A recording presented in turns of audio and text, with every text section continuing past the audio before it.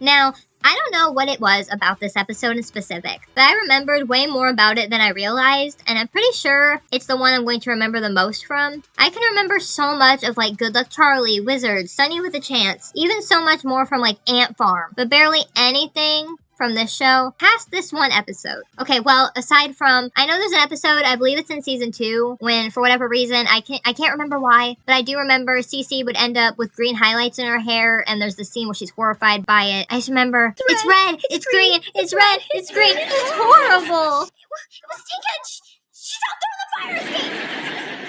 And I just remember thinking about how that's literally the combination for Christmas, so it can't be that bad.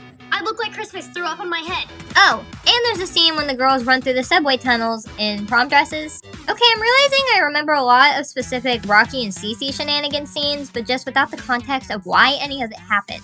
Anyway, meatball it up. This episode has very little to do with the dance show at all. Aside from that, it carries over a small running gag from the end of the pilot to make it the whole focus of this episode, and something that the girls can learn from, thus teaching the small impressionable children watching a lesson as well, what it means to be responsible with your money. This episode opens with a small punchline that is completely insignificant to the rest of the episode. Do you smell that? Yeah, someone really stinks. It's you!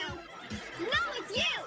I think they just needed something to work as filler, and so they did this. It isn't even funny. I don't remember even as a kid thinking it was funny, but it's a line, and it's here. Cece and Rocky are on the set of Shake It Up Chicago as the show has just ended for the day, and Gary shows up with a handful of envelopes, throwing them up into the air, and as they fall to the ground, Cece and Rocky grab them. I'm gonna guess none of them were addressed to anyone in particular. They are the girls' checks for the week. Again, I'm going to quickly just ask, what exactly is Gary Wilde's position here?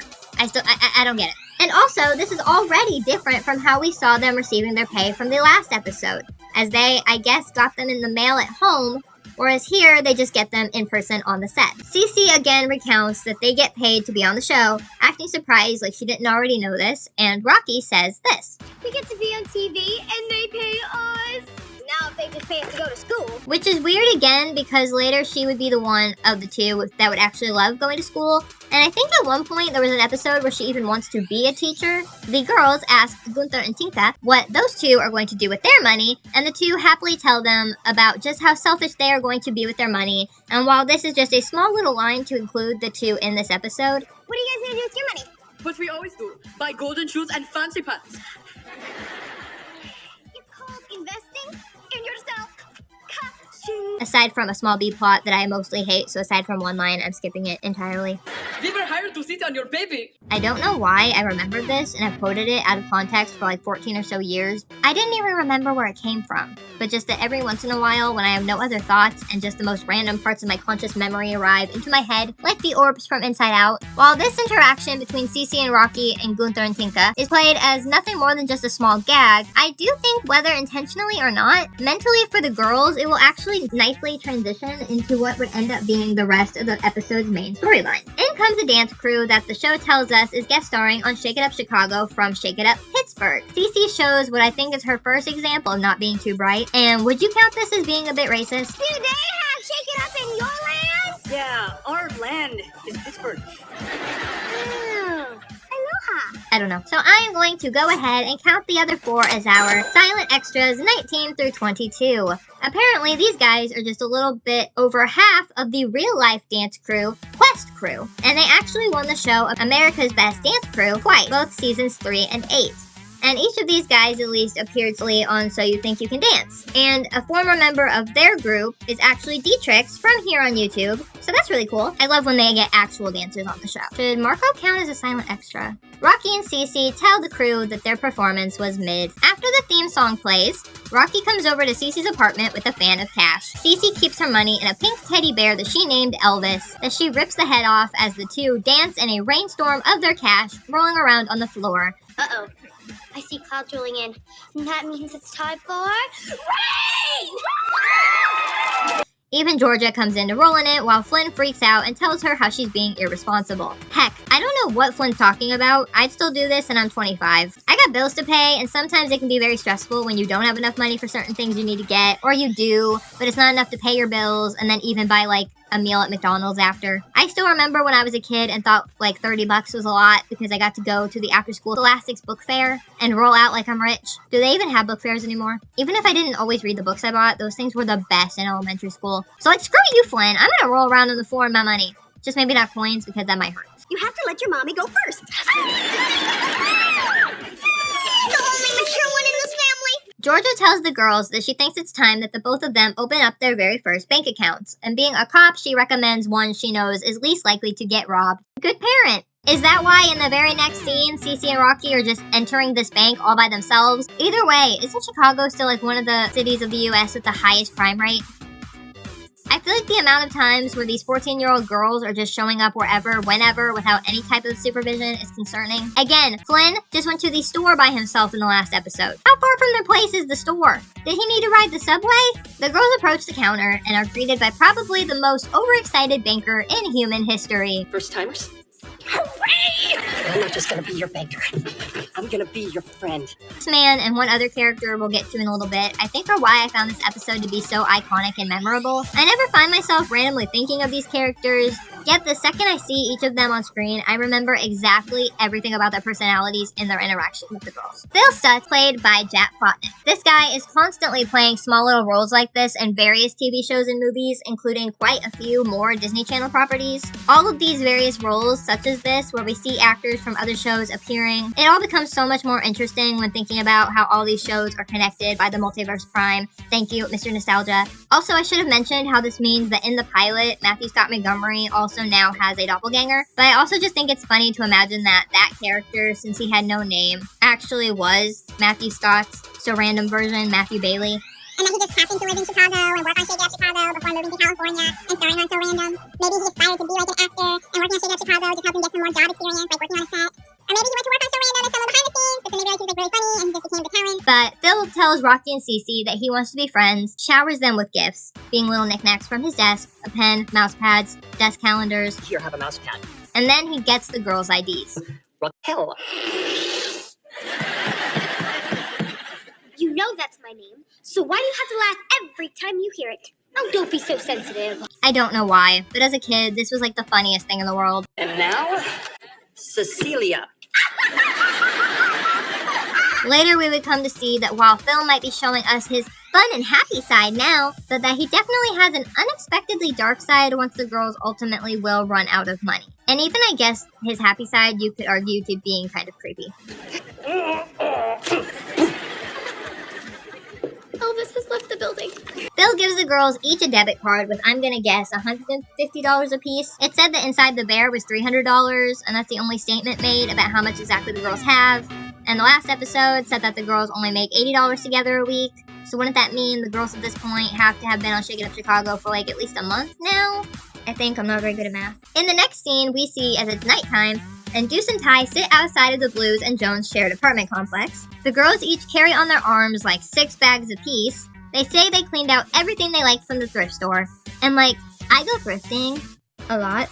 And yeah, mostly everything there is super cheap. I mean, that's the point of the thrift. But like, there's a lot of bags, and most I think I've spent at a thrift store at once is like $70, except for like if I'm buying furniture.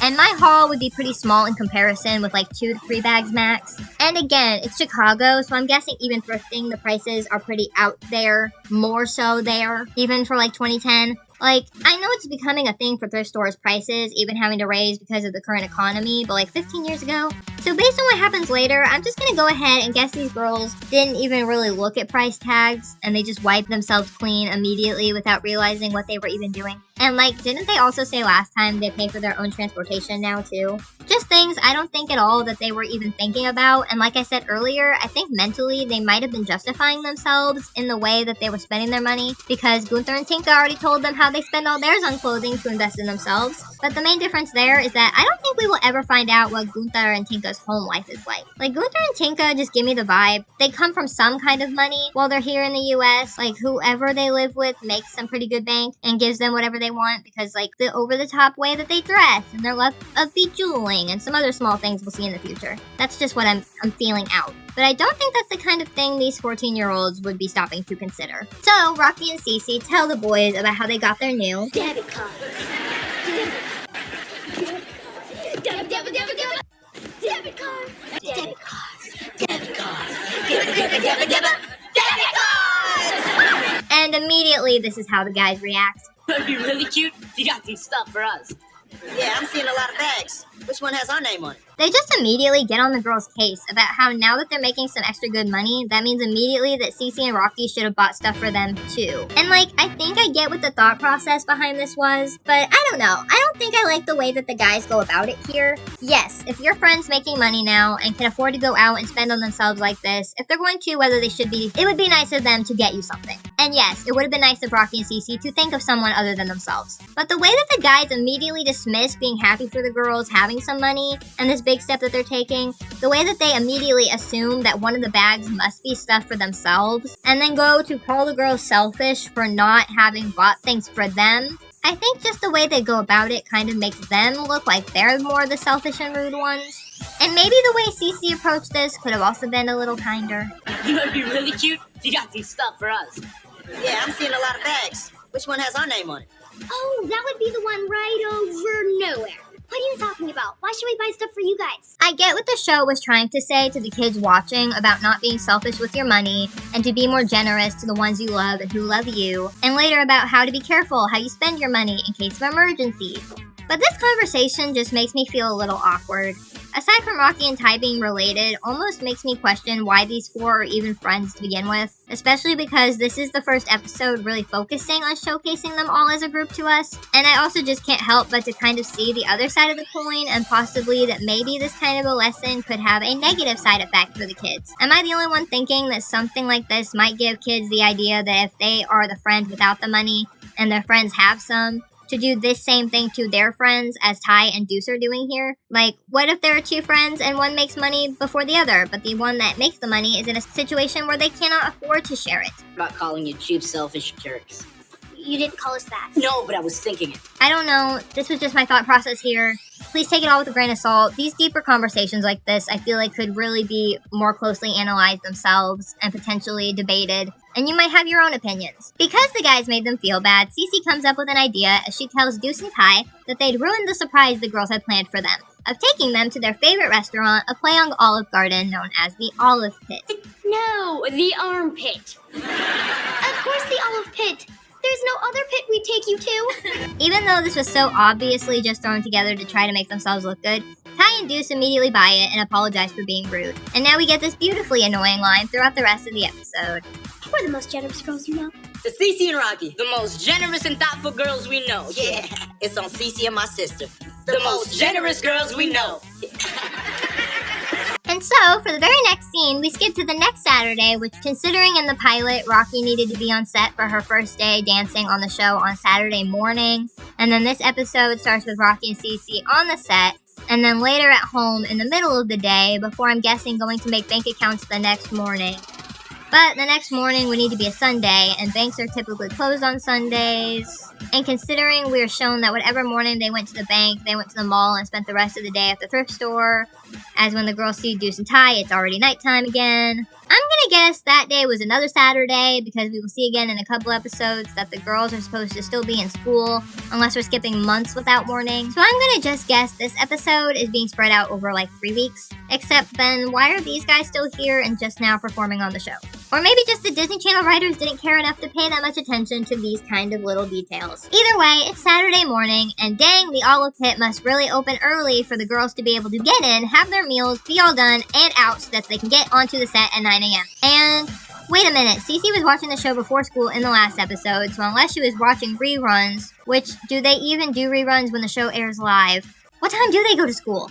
Whatever, the four are seated at their table, and here we run into the other of iconic background characters I was referring to earlier, Brenda the waitress. I just think she's nice and kind of funny, and characters like her and Phil I would have loved to see more of if they would somehow have been utilized, like they just pop up from time to time somewhere else throughout the series. Thank you, and keep the breadsticks coming. Ooh, a whole $1. I'll be back to take your order if I don't retire first. Oh, Cece, pretty soon you're really gonna regret having just given away that $1. Cece and Rocky, again, kind of just forget that they don't really know exactly how much money they have left, as they tell the guys that they can have literally whatever they want, so much so that Rocky tells them that if they want to, they can order 2 separate meals. Remember, it's your day, so if you're torn between ordering 2 things, order them both and take one home. Also, last thing I'm going to say about this B plot, but Cece also didn't probably take anything into consideration here either, as it is said that she's paying Gunther and Tinka $8 an hour. I'm going to guess in total for both of them. The second that the girls are done boasting about how generous they are, Cece gets a phone call and hears that darker side to Phil coming out. Mr. Stutz! Nothing is shaking at all, Cecilia. Your accounts are overdrawn. As of this moment, your cards are frozen, and I am rejecting your friend request. Okay, does this guy actually really love his job to take this over the top seriously? Or do you think he's like so miserable and hates it? Like this is the real him and before was just putting on an act for his sanity? Yeah, I think it could go either way. Cece gives Rocky the news. So the girls realize they only have $16 left altogether. I don't know where that extra cash came from when originally she had all of it in the bear that ended up being put onto their debit cards. But the girls try to come up with a plan so that they can still buy the guys the lunch that they promised. And then because Ty is kind of a dick, we find out that he invited a date. A date to this lunch where he isn't even paying for any of it without consulting either of the people that are going to have to pay for this extra person's plate that they didn't at all account for. And just the icing on the cake, we find out that Deuce and Ty already ordered. Again, they are not paying for this. What? Yeah, Caesar's Feast, the 4-course belly busting tour of Italy. How much does that cost? Only $19.95 a person. Are you kidding me? With that, we could fly to Italy. I mean, I guess you can make an argument. Cece and Rocky did already say all this earlier, but still, while they were off, these guys just thought it perfectly fine to order probably the most expensive items off the menu, again without consulting the people who were paying for this meal.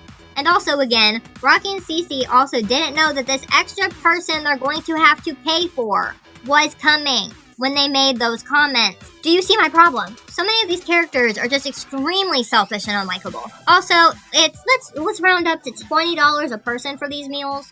There are now 5 of them at the table, and Cece and Rocky only make together $80 a week. We started the episode with them only having $300, and now I don't know if Deuce and Ty ever were told either of these facts, but I'm just gonna go ahead and assume that they were because it makes them look even worse. You're just spending a third of your friends' your sister's money without even consulting them first that they can comfortably even do that. Heck, without Tasha's arrival, these meals would still cost what Rocky and Cece make collectively in a week. And yes, I realize either way a lunch like this would have been expensive, but it's just the way that they seemingly do not care to even question themselves. At this point, Deuce and Ty look like the selfish ones of the episode. Again, why do Cece and Rocky actually want to be friends with them? And on top of this, Ty's date wants to get even another meal to take home to her mom, and Ty just says yes for them. Once again, skipping the B plot, we find out that somehow disappearing in the middle of the dinner without her absence being noticed at all, and without messing up her hair or outfit somehow, Cece just somehow climbed in the restaurant's dumpster and got a roach to put on her plate. She puts the bug on her plate and screams to the waitress, but when the waitress comes over to check, the bug isn't there. That's disgusting! Look what's on my plate! It's called veal parmesan. Rocky pulls Cece aside and yells at her about how Cece needs to do something to take responsibility and fix the situation. And like, I'm just thinking, Rocky is apparently in just as much trouble in this situation here as Cece is. She suggests that Cece calls her mom, and yeah, Cece's mom is a cop, but like, couldn't Rocky also decide to tell the guys the truth, or couldn't she also call her own mom? I'm gonna go ahead and guess not, as Rocky and Ty's parents probably weren't yet cast this early. I crawled in a filthy, disgusting dumpster. And Rocky, I wasn't alone. Oh, and the roach did end up coming back as it lands on Ty's date, and then eventually would leave Deuce too screaming as he runs out of the restaurant. I'm not. Go ahead and tell me it's a roach right now. It's the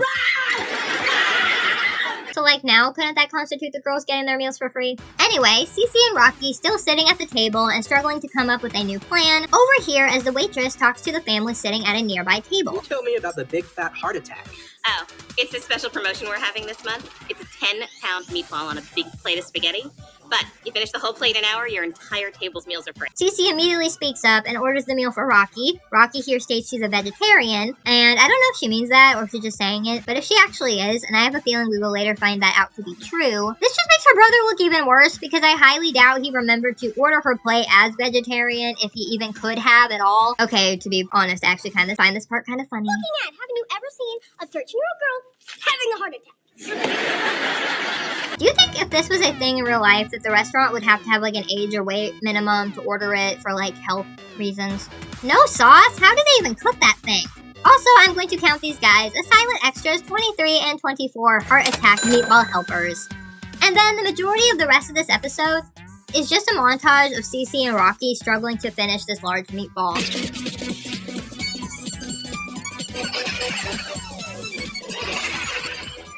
45 minutes.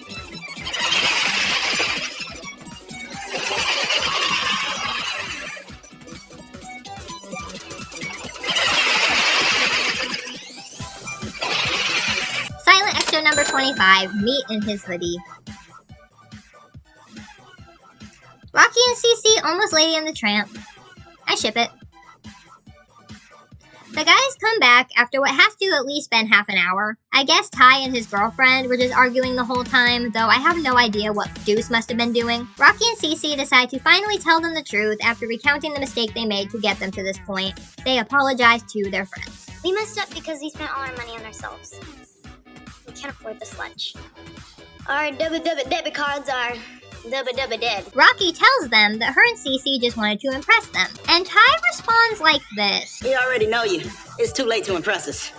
But like, that's not what happened. All of this is happening because the guys made the girls feel guilty, and the way that Ty responds here acts almost like the girls went through all of this trouble when he and Deuce would have seen it as unnecessary. But like, no, you guys basically sat there and called them horrible friends, and they're going out of their way to do all of this to prove to you that they aren't selfish, and then you're just gonna basically gaslight them like this? I remember liking Ty a lot more as a kid, but again, it might just be because I remembered him from Camp Rock. Deuce, well, he's kind of just there and going along with whatever Ty is saying, so I still blame him, but not as much. Rocky ends up finishing the meatball in time. Brenda shakes her, and I'm just like, I feel like if I just did that, all that, and then you want to go ahead and shake me, I'm gonna be throwing up all over the place. The roach ends up somehow back on their table, and it seems that now they might have been able to cop their bill anyway without having had to go through all of this. The girls have to go be on a dance show when they can hardly move or button their pants, but it must have still all been okay because they don't get kicked off the show. And we see as Quest crew again do their routine because they gotta get their money's worth of having real dancers on this show. And that was episode 2. It is a mostly fun episode and is really trying to teach the kids something, and so I do still really like it. I can still see why I remember it so fondly from the side characters being fun for a show like this, and the big meatball in itself as a plot device was memorable. I'd still say that I do think there is a better way that they could have gotten across the same kind of a message about being responsible with your money, like having an actual emergency or something that the girls are going to have to pay for but can't. And maybe in that way, they wouldn't have had to harm the image of a couple of our main cast that we're actually supposed to like. Actually, they did do a couple years earlier a pretty similar setup for an episode of Hannah Montana that I still really like the direction that episode took the idea. Episode 3 is titled Give It Up. The episode begins with Gary Wilde announcing the next spotlight dance on Shake It Up Chicago. It's Cece. I'm guessing her look here is supposed to be based on Lady Gaga, and it's so obvious how that hair bow isn't actually her hair. Cece starts dancing, and I mean, we've already gone over this, but she isn't doing awful, just some of her movements are just a bit more stiff. Half of this dance is the same arms move over and over, when all of a sudden, Rocky enters onto the stage in just her normal clothes and tells Cece how she's so obviously dreaming. Cece doesn't believe her, so we get this scene. Then we exit Cece's mind as we see the setup of Cece's bedroom for the first time. It's a smaller set, and I really like the style and colors of it. My living room walls are actually also a similar shade of green. It matches Cece's vibe. Except knowing what we would come to know about Cece, I don't know why she has a stack of books by her bed. Also, she has some amazing fill pillows on her bed. Sitting on her bed is Rocky as she tries to wake her up. Also, good job Cece in guessing, in her dream, the exact same outfit that Rocky was going to wear today. Cece wakes up and tells Rocky about her dream. And Gary Wilde was a hot dog, dancing with some squeezy mustard. Asking why she's even being woken up. Rocky tells her that she signed them up as volunteers to dance at this local senior center. Cece tells her that she has no interest in this. Unless you're talking about high school seniors, I'm going back to sleep. And Rocky hits her repeatedly with her own pillow until Cece gets out of bed. Wake up. I'm up. God, it's so sweaty in here. Theme song! We see as Rocky and Cece dance at the senior center. All of the elderly seem to be really into the girls' performance, except for this one woman. Fran's mother from The Nanny. Basically, any scene that we will get with this character is just about how Rocky's in denial and wants this woman to like her because everyone has to like her. And so she basically just keeps bothering and borderline torturing this woman. Leave me alone. I don't like you. Well, I mean, sure you do. I mean, everybody likes me. I'm adorable. Ow! I think you broke my other hip. Disney Channel getting away with talking about being naked because most kids probably don't know that that's what a birthday suit is. You call that dancing? I danced better than that when I was a Vegas showgirl. And I did it in my birthday suit. I'm gonna go ahead and add a count of 7 for all of the silent extras here dancing with the girls. I don't know about the groove, but I know I got the gout. Moving on, we go to the set of Shake It Up Chicago, as the girls watch from the sidelines this week's spotlight dance. I'm impressed. Rocky makes some comments about the guy being like a dancing jellyfish, and I agree. But then Gary announces that next week, the show will be going all day long as a marathon for various local charities. Another example that Gary Wild kind of sucks. And that's a wrap. Ugh, glad that's done. He tells all the dancers to pair up and pick a local charity that they can sponsor during the marathon. Rocky, of course, suggests that they can dance for the senior center. And now here's an example that Cece kind of sucks. We can get them a new couch, a new stereo, all the prune juice they can drink. Rocky, enough with the charity work already. I'm not wasting another Saturday. We're out. Then Gary says that whoever lasts the longest in the marathon also would win a spotlight dance, and suddenly she's all for it. There's also a small B plot here in which Deuce calls Ty out for his self-centeredness and how Ty is not donating anything himself to the marathon, which, thank you Deuce, it's pretty much deserved after that last episode. Also, there will be a little bit of a C plot later about Flynn drinking an energy drink, but that's about all you need to know about either of those. So back to the A plot. Rocky and Cece tell all the people at the senior center that they're going to be dancing for them, but again, Fran's mother isn't impressed. You two will never win the marathon. You're too weak and scrawny. You know, when you stop talking, I'll turn my hearing aid back on. Well, before you do, I have a few choice words for you. Back at the Jones apartment, Cece shows Rocky that she got them energy drinks for the marathon. Rocky basically tells Cece how it's practically cheating and also kind of a drug, or at least as addictive, and can influence worse decisions. If we drink this, yeah, I get it. So Rocky just leaves it on the table. Flynn drinks it for his C-plot, and I'm guessing once again that Georgia is nowhere to be seen, and Cece is still a horrible babysitter. Heading outside, the girls find Deuce, who offers them some new clothing that apparently his cousin has been developing with lights in them. Deuce just wants the girls to do a little free advertisement with the items while they're on TV. Cece easily accepts this, while Rocky sees it as problematic, being that they're dancing for charity. No problem. Yes, problem. It seems selfish to use a charity event to promote somebody's business. We're supposed to be dancing to help old people. Cousin Serafina is old. She's 26. And now I kind of want to punch him. But Rocky would end up taking the items, and really that's as far as this plotline will go until almost the very end of the episode, so it was almost pointless, but not pointless. We go right back into the Jones apartment from the left side entrance exit this time, making me really question what was even the point in them having stepped out to begin with. They see that Flynn drank all 3 of the energy drinks that Cece bought, and now they have to care for him. Tuna, packet water, packet oil, make a decision. I'm sure he'll come down soon. You know what else keeps me out? The vowels. I get A-E-I-O-U. Why?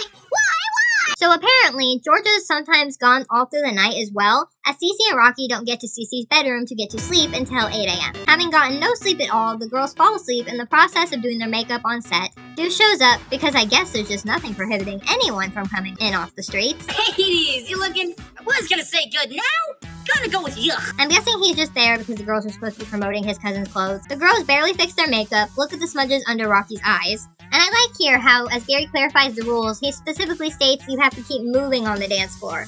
He doesn't specifically say dancing, which makes sense if this is really going to be for a whole day. We see as Ty is the one watching Flynn when the B and C plots converge with the A plot, but they're uninteresting, so skipping! It's only been 4 hours and people are already fully falling asleep. Did they too also not get any sleep the night before? And I'm going to count them. Silent extras number 33 and 34. First to literally fall asleep. And I think I'll count these as silent extras 35 through 37, pledge collectors. And then there's silent extras 38 and 39. Snap and they drop. And I guess I'll make it even with a silent extras 40, the cameraman. Shake It Up Chicago cuts the commercial, meaning the dancers get to take a small break. Rocky and Cece struggle to stay awake when Ty shows up and tries to make them fall asleep. What are you doing? Cheering you on. Really? Because it sounds more like you're putting us to sleep. Don't be ridiculous. Deuce pinches Cece to help her wake up. Again, Ty sucks.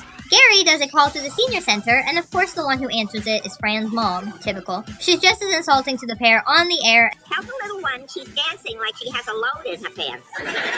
And tell the big one I have cataracts, but even I can see she has a zit on her forehead. And Cece wants to quit. Rocky finally admits what we as the audience, alongside Cece, had put together this whole time about Rocky only doing all of this to get the woman to like her, because she wants absolutely everyone to like her, well, aside from Gunther and Tinka. I was right. This is all about Mrs. Lacasio. Fine, admit it. does everyone have to like you? Because when people like you, it means you're a good person. There's only 3 pairs left standing, Gunther and Tinka being one of them. Tinka wants to give up, but Gunther keeps her going. What if Papa gave up when he was carrying you across the mountain to freedom? What are you talking about? They flew here. Business class. Silent Extra is 41 and 42, 3rd place. So Gunther and Tinka and Rocky and Cece are our final pairs, each with one member practically carrying the other one. Rocky and Cece decide that they did their best, but they just want to give up and hug it out before they decide to go down together. Except that right as they are about to drop, the items of clothing they'd gotten from Deuce start shocking, zapping each of them to keep moving. Gunther and Tinka literally dropping out of the race in the meantime. Okay, this is actually a somewhat funny line. She can't go back to being an electrician. She was lousy at that. Rocky and Cece win the marathon. Gary announces that yes, the girls won the spotlight dance, but they'd won it for right now. After all of this, and Cece getting exactly what she'd always wanted, when the camera pans back to them and the spotlight shines, they're laid passed out on the floor. I also love how nobody had come for Gunther and Tinka yet, so it seems that if they did actually do the dance, they'd have to just go around these 2 passed out bodies. Flynn is completely zazzed out on sugar, so he performs the dance himself before he too passes out. Who runs this show? Okay, and that was episode 3. Yeah, so far this was my least favorite episode. I feel like they were just too many elements all thrown in at the same time. And though they did all end up coming together by the end, the B and C plots, again, I didn't care for. Half of the A plot I didn't even really care for. I liked that this episode was almost all about the dance show, and this episode 2 had a good lesson that I think it came across a lot cleaner and in a much clearer way than the last. This one being that not everyone will like you. That's just how things are, but that doesn't mean that you're not a good person and that you don't mean a lot to the ones who do like you. It's a really nice thing for kids to see represented, but maybe it could have been done better. And also, I do really like the side plot of the girls advertising the outfits during the marathon. Really plays into what Deuce's character is supposed to be, but just because the episode was already so jam-packed with other elements, it didn't get enough focus. I feel like it would have been a cool thing maybe for its own episode, like if this was all just about using the marathon to advertise, and is that morally a good thing to do or not? And a different episode could have been about Rocky's insecurity. Girls who wear skirts over their jeans. What do I feel when I see that? Here's a hint. Hatred. You listening girls, wear a skirt or wear jeans. But if you wear them simultaneously, whatever, go for it. As long as you don't mind me hating you. Well, on to episode 4, Add It Up. I need a B or I'm off the show. Cece's new tutor. He's a little cute. Well, he's little. Doesn't measure up. I was expecting a college guy. I am in college. Pre-med and pre-law. I still can't decide. Till Flynn gives him a lesson in hanging out. He broke my tutor. We shared hair gel.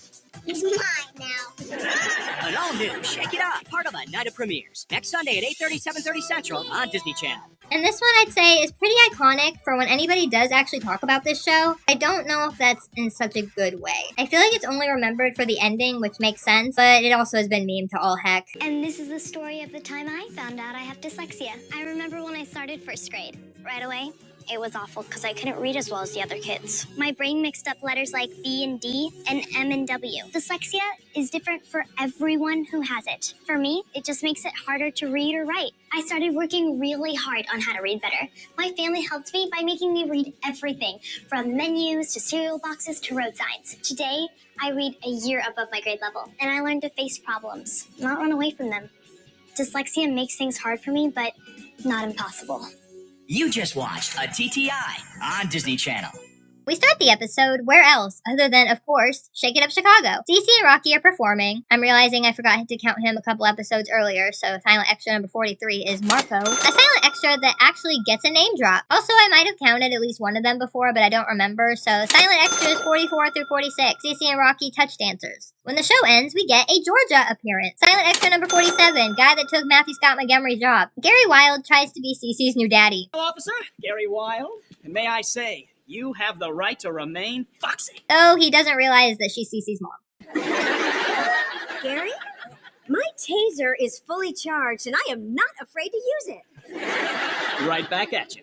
Okay, Gary, that's just gross. Thankfully, that doesn't last too long, and Georgia quickly shifts topics to Cece's grade, being that Cece is failing algebra. Georgia reminds Cece of the deal that they made about the show, and Cece and Rocky try to reason with her that Cece is doing her homework. But Georgia pulls her aside and reminds her that she has to work harder than the other kids do, though it isn't explained to us as of any reason yet. Georgia puts her foot down, and Cece storms off upset. Gary tries again to be creepy, so Georgia gets his car towed. I mean, deserved. I'm guessing Monday at school, we see as Rocky waits outside Cece's algebra class, where Cece comes out from just having taken a test. She didn't do so great. This is really the first instance of us seeing that one of Rocky's key personality traits is that she's supposed to be really smart and like school. She offers to tutor Cece, but Cece rejects the idea, and so Rocky gets Deuce and asks if he has a card for any in his jacket stash. Also, silent extra number 48. Cute girl Deuce flirts with number 1. Deuce goes through his business cards and finds one. Cece has no interest until Deuce says that it's a college guy, in which she immediately becomes infatuated with the idea of who this guy could potentially be. She becomes certain that he'll immediately fall in love with her.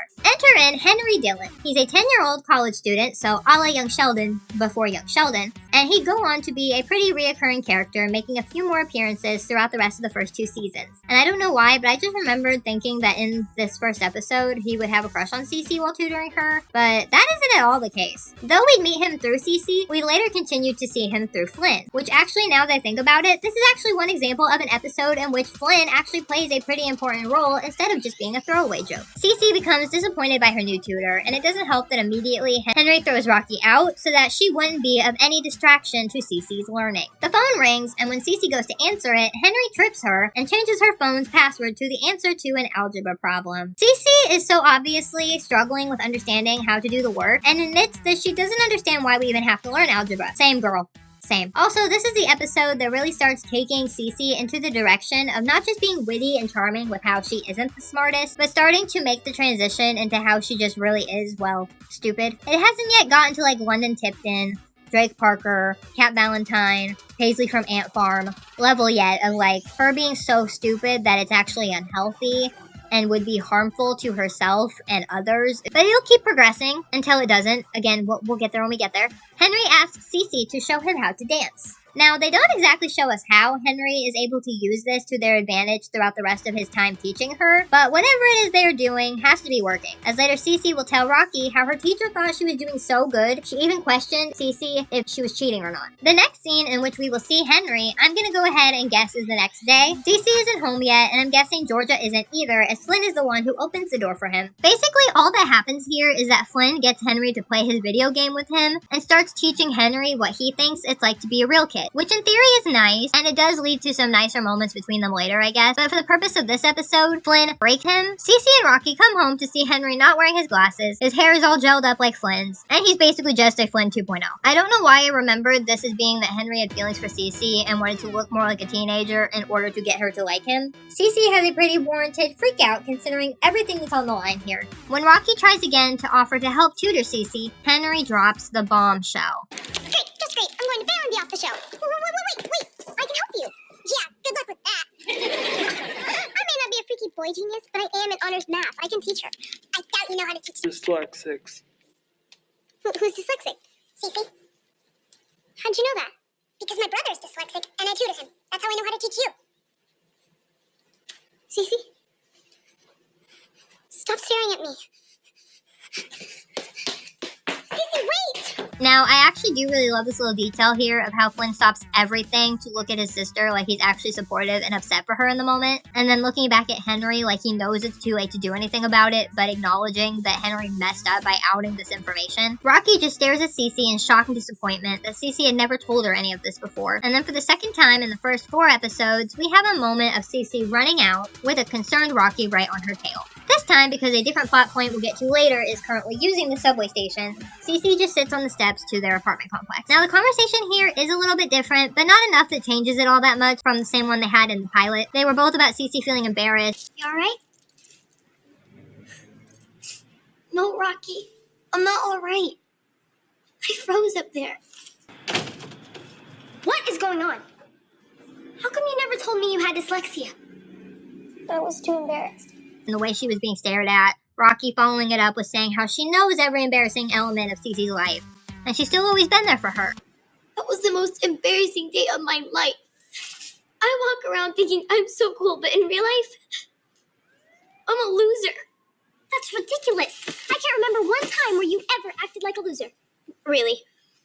Remember when we were at camp and I wanted to race those canoes? They were very unstable. No, I'm very unstable. I'm your best friend. I know every embarrassing thing about you. And there's a lot. I know you sometimes sleep with your baby blanket. I know you still can't get on some of the big kid rides at the park.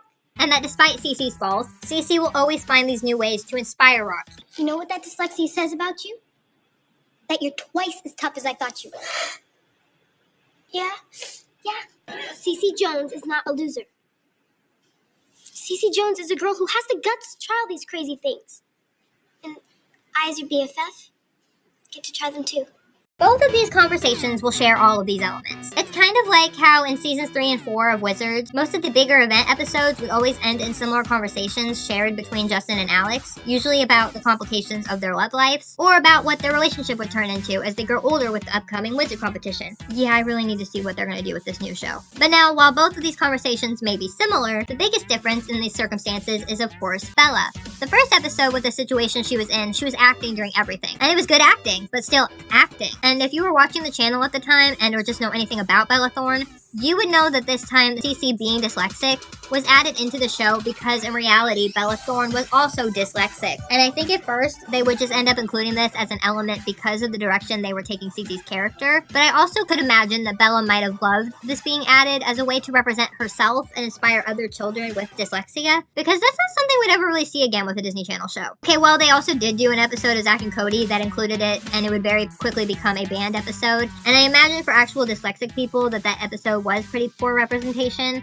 considering that the main plot of that episode was about Zack pretending to be dyslexic to get extensions on his schoolwork. All of this is to say, though, that I don't think anybody can make any argument disagreeing that for Bella, this scene might have felt very personal to her. And you can see it in the way that the dialogue here is delivered. I see letters, and sometimes it just looks like alphabet soup. I wake up every day terrified that I might have to read something out loud. I hope they actually use her real life experience to help inspire Cece's thought process of how she sees herself and goes through this in her daily life. I find it especially heartbreaking just the way this line feels so genuine. This isn't something you need to be embarrassed about. How do you know? Because yeah, I can't relate in terms of dyslexia, but there are certain things I know that if you don't have, you wouldn't understand the full extent of, like how it feels to go through every day. Sometimes it affects my dancing. Left and right, they just get jumbled up in my head and I can't do anything about it. That's probably the only element of this plotline I wish was a little bit different, to maybe not make this revelation so big, and like it did just come out of nowhere. Cece states that sometimes it fumbles how she dances because she can sometimes get confused, and I think it would have taken things even a little bit further if there was any time when we'd ever have seen that, and I don't think even later we would ever really focus on it. I don't remember there even being, again, another time to mention Cece as having dyslexia. But at the same time, maybe that was what made the revelation so effective, is the fact that we haven't really seen it coming. And then all of a sudden, it was just out there. That's the kind of thing I'd love to hear your opinions on in the comments if you too have ever struggled with dyslexia. This episode ends with Flynn giving Henry a real lesson on what it is to be a real little boy, while Cece and Rocky arrive home to see Georgia. Cece tells her mom that she got a B+ on the test. Georgia dances and the girls cringe, until she realizes it was just her dancing. Rocky thought Georgia tased herself, bringing around both the small elements of her inclusion in the episode full circle. Okay, now, while this plotline was definitely a good inclusion, I'd say, and what most people would probably remember this episode for, there still are the B and C plots. Now, for the C plot, it's still a pretty stupid punchline for little kids. Gunther and Deuce just keep arm wrestling, Deuce losing every time and having to give Gunther random articles of his clothing, whatever. But I would like to take a little bit of time to discuss my thoughts on the B plot. The storyline begins when Gunther and Tinka arrive at the subway station and Gunther sees that his sister is upset. Tinka sees a couple hugging and becomes upset that she has no one to be like that with. She declares that she wants a date and not just how her and Gunther do absolutely everything together. I mean, it's not like we're going to grow up and get married. You do know we're not going to grow up and get married, right? So Gunther gets Ty to take Tinka out. He pays him $50 to ask his sister, and unexpectedly for the both of them, we see as they actually get along a lot better than probably anyone would have expected them to. I love this. You like this music? Yes. My granny mama used to play it all the time on the farm. That's sweet. It would relax the chickens before we cut off their heads. That's less sweet. I think I made another joke. The chickens never relax. They know they're going. I remember as a kid, for whatever reason at the beginning of the show, due to their closeness through Rocky and their ages being so close, that Ty would end up being with Cece, and that's what I was expecting. And then they brought up another potential love interest for Cece, and if developed into anything, I would have liked that option better. So when it came to Ty, I let go of the idea of anyone for him because of his player tendency. The only thing is, as a kid, I remember it coming much later. Like, for some reason, I remember Ty and Tinka going out on a date, but I didn't remember it happening until like season 2. And the thing about it is that I kind of wish that it actually would have happened that way. I actually really like the idea of this pairing. They have much more in common than they probably would have realized. And with what we would be shown about how Ty treats and is with so many different other girls at the time, Tinka's rivalry with Rocky and Cece and how that later would develop, I feel like they just played their hand with this idea a bit too early and then would almost completely drop it. Whereas instead, if it would have been utilized later and actually held some weight over the corresponding episodes, this could have actually been something memorable and taught each of the characters to let them change throughout the series. But I guess spoilers, in season 3 they actually would bring back up the idea of this ship, but to me, by the time they do, this episode was so long ago and so without context, it just feels very sudden and out of place for both of them. Money from Gunther to go out with me. Oh, you know about that? Look, I'm sorry, I'll give it back. Give it to Gunther. You were perfect first date.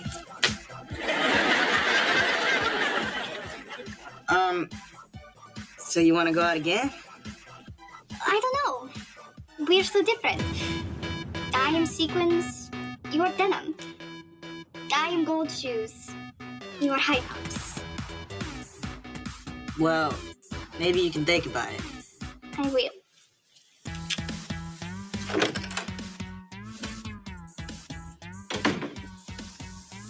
I'll think about it too. A lot. It'll only take another 3 episodes for Ty to completely forget about Tinka anyway and be vying for another random girl's attention. Honestly, that's 2 more than I would have expected.